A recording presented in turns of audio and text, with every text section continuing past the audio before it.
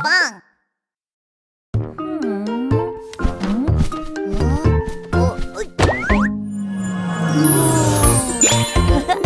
Subscribe, hit the bell, and like. Hoagie. Bismillahirrahmanirrahim. Assalamualaikum warahmatullahi wabarakatuh. Good morning Ananda Soli Soliha. How are you today? Hopefully safe and sound. Well, Soli Soliha, kembali lagi kita bertemu di dalam pendalaman materi buku tema 1 tentang hidup rukun. Nah, masih ingatkah kita sekarang sudah masuk ke subtema berapa? Ya, subtema 4. Baik, Soli Soliha semua, sebelum kita belajar, marilah kita membaca doa sebelum belajar. Ikuti bersama Ustadz ya. Bismillahirrahmanirrahim. Raditu billahi rabbah wa bil islami dina wa bi Muhammadin nabiyya wa rasulah. Rabbi zidni ilma warzuqni fahma. Shadaqallahul azim. Baik, Ananda Soli Soliha semua, seperti biasa di awal pembelajaran kita akan belajar tentang hadis dan doa. Nah, kita sekarang sudah memasuki hadis kedua. Hadis apakah itu? Ya, hadis Allah menyukai keindahan. Nah, kita murojaah bersama ya. Innallaha jamilun yuhibbul jamal. Kita baca sekali lagi. Innallaha jamilun yuhibbul jamal. Artinya, sesungguhnya Allah itu indah dan menyukai keindahan. Hadis riwayat Muslim. Nah, tentunya Allah Subhanahu wa taala adalah pencipta segala keindahan di muka bumi ini. Jadi, jika kamu memiliki keindahan dalam dirimu, bersyukurlah, semua berasal darinya. Nah, selanjutnya kita akan menghafal doa masuk rumah. Bismillahirrahmanirrahim. Allahumma inni as'aluka khairal mauliji wa khairal makhraji. Bismillahi walajna wa bismillahi kharajna wa alallahi rabbina tawakkalna. Amin. Nah, itu dari doa masuk rumah. Nanti Ananda Soli Soliha bisa berlatih lagi. Nah, sekarang kita akan masuk ke pembelajaran SPDP kita di subtema 3. Nah, Ananda Soli Soliha harus tahu bahwa tujuan pembelajaran kita adalah Ananda Soli Soliha mengenal pembuatan karya dari bahan alam dan bahan buatan. Nah, coba diperhatikan kira-kira dari beberapa bentuk karya ini, Ananda Soli Soliha tahu nggak ini bentuk karya apa? Kalau ini hewan, ya ini adalah tupai. Kalau yang ini, ya rusa. Kalau yang ini, nah ini adalah rubah. Jadi ini berbagai macam bentuk hewan-hewan yang mungkin nanti ketika sudah belajar materi SPDP yang Ustadz berikan ini, Ananda Soli Soliha bisa mencobanya membuat di rumah. Nah, oke. Yang pertama adalah Ananda Soli Soliha harus menyebutkan jenis-jenis bahan alam untuk membuat hiasan. Bahan alam apa saja sih Ustadz yang dapat digunakan? Nah, untuk membuat karya hiasan ini kita menyiapkan yang pertama ada biji jagung, terus biji kacang hijau, dan biji kacang merah. Ini merupakan jenis-jenis bahan alam. Nah, hiasan yang dibuat biasanya dalam bentuk kolase atau mosaik. Nah, apa bahan alam yang digunakan untuk membuat hiasan berikut? Nah, kalau membuat ini bentuknya seperti bunga ya. Ini bentuk bunga. Biasanya untuk bahan-bahan alam yang bisa digunakan seperti apa? Nah, seperti kertas. Terus juga Ananda Soli Soliha bisa mengambilnya dari bahan koran yang mungkin nanti diwarnakan dan lain-lain. Nah, dalam muatan SPDP kali ini, nah kita akan membuat sketsa kolase menggunakan bahan alam. Nah, kolase dibuat dengan cara menempelkan bahan alam pada permukaan gambar. Nah, ini maksud dengan permukaan gambar ini adalah sketsa yang mungkin nanti akan kita gambar. Seperti Ananda Soli Soliha bisa membuat hewan kura-kura dan lain-lain. Nanti ketika sketsanya sudah ada, baru nanti ditempel dengan beberapa bahan alam atau bahan buatan yang akan nanti Ustadz jelaskan dalam video yang akan kita tampilkan bersama. Nah, yang kedua, kolase dapat dibuat dari berbagai bahan alam. Yang ketiga, bahan alam yang ditempel dipadukan hingga membentuk objek gambar. Nah, contohnya seperti ini. Kira-kira apa sih bahan alam yang digunakan untuk membuat kolase berikut? Nah, ini kira-kira bisa kita lihat dari potongan beberapa daun. Bisa kita hias menjadi ekor burung atau ayam. Seperti itu. Nah, untuk membuat sketsa mosaik menggunakan bahan buatan. Contoh, mosaik dibuat dengan cara menempelkan keping-kepingan bahan alam atau bahan buatan pada bidang datar. Nah, contoh seperti gambar ini. Ini seperti gambar buah ceri.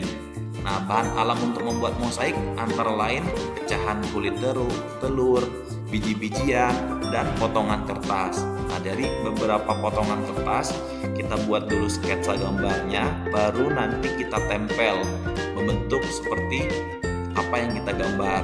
Nah, ini contoh mosaik dari potongan kertas. Nah, kita akan simak video ini bagaimana cara membuat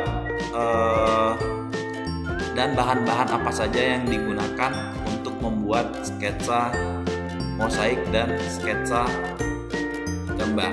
Nah, kita perhatikan bersama ya. Terdapat di lingkungan sekitar kita.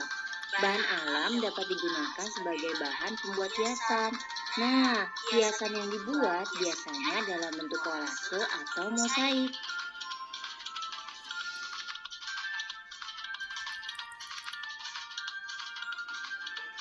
Berikut ini adalah bahan alam yang biasa digunakan untuk membuat kolase dan mosaik.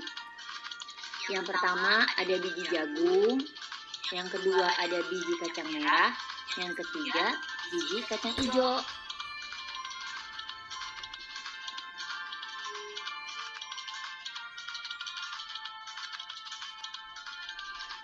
Selain biji-bijian, ada juga bahan-bahan alam lain yang bisa kita gunakan untuk kolase atau mosaik.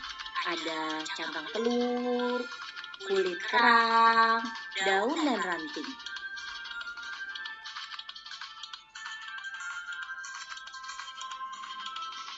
Teman-teman bisa lihat ada gambar ayam, rusa, dan kura-kura. Ini merupakan contoh karya seni yang menggunakan cangkang telur, biji kacang hijau, serta daun-daunan.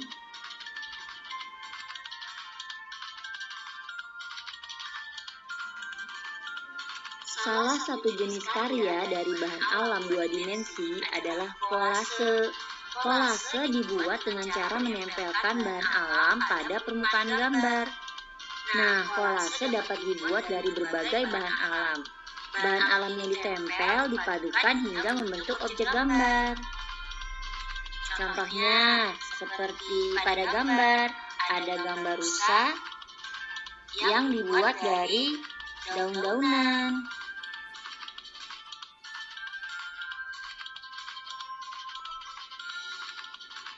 Salah satu jenis karya dari bahan alam adalah mosaik.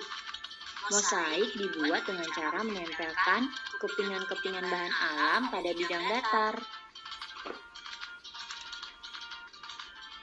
Bahan alam untuk membuat mosaik antara lain pecahan kulit telur, biji-bijian, dan potongan kertas.